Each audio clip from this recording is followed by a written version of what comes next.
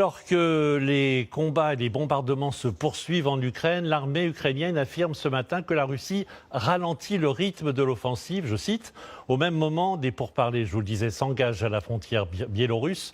Le récit de ces dernières heures avec Frédéric Agnès et Delphine Xintz.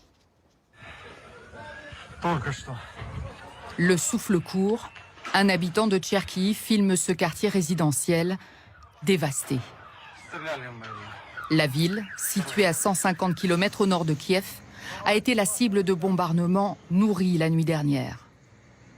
Les troupes russes avancent vers la capitale. En témoignent ces images prises par satellite d'une colonne militaire sans fin. À Kiev, justement, un convoi ukrainien, cette fois, sort de la ville. Objectif numéro 1, protéger Kiev. Ici, dans la banlieue, la résistance s'organise. À Vassilkiv, des hommes de tout le pays viennent en renfort. Ma ville natale, Metylopol, dans le sud, a été capturée. Et on m'a dit de venir ici, plus près de la capitale, et de commencer à protéger, à défendre. Dans le sud, justement, les milices séparatistes pro-russes affirment dominer l'adversaire. Dans la république autoproclamée de Donetsk, les forces ukrainiennes paraissent en difficulté. Notre armée avance et libère nos territoires. Les bataillons nationalistes résistent encore, mais de moins en moins.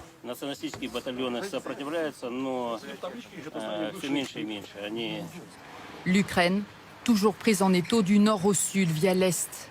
Ce matin, l'armée russe affirme dominer l'espace aérien de l'ensemble du pays. Le président ukrainien appelle, lui, les soldats russes à se rendre. Déposez vos armes. Partez d'ici. Ne croyez pas vos commandants.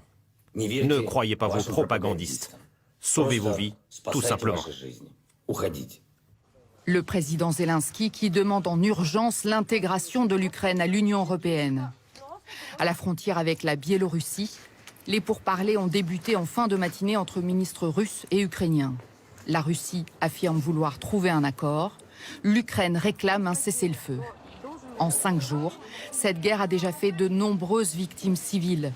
Les Nations Unies évoquent une centaine de morts et 300 blessés, tout en précisant que le bilan réel est nécessairement beaucoup plus élevé.